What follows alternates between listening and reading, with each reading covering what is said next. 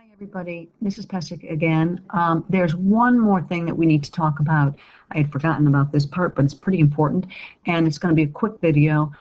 This is solving exponential equations using the one-to-one property. So the one-to-one property basically says, hey, like if you have, some equation like 3 to the 2x equals 3 to the 5th, well, since your bases are the same, then your exponents must be the same. So we could just set 2x equal to 5 and get x equals, 5 over 2. So that's how you solve an exponential equation using the one-to-one property. So let's take a look at this example here. Unfortunately here, the two sides don't have the same base, but your objective in these problems, if they say use the one-to-one property like they will on some of your homework, you need to get both sides to have the same base. So in this case, I think that we would try and write 16 with that same base of 2. Well, 16 is a power of 2. We could write it as 2 to the 4th. So we get 2 to the 4th is equal to 2 to the x plus 2.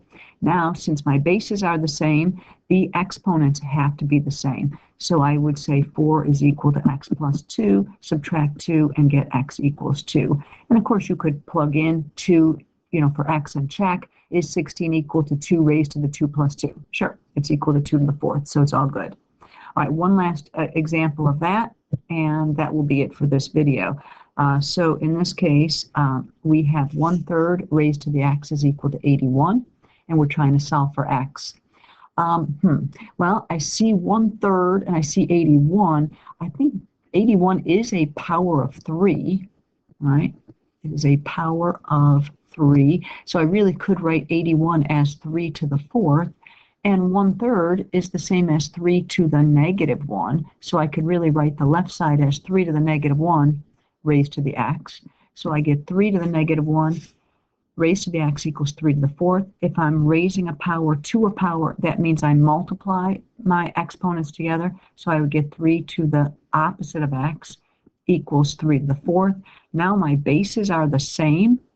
If my bases are the same, then I'm just going to set my exponents equal to each other. So I get negative x equals 4. Divide both sides by a negative 1. We get x equals a negative 4. Again, you could plug in that negative 4 right here to check your answer to make sure it works. All right, that's it for this video. You should be hopefully very successful on the homework. Thanks for watching.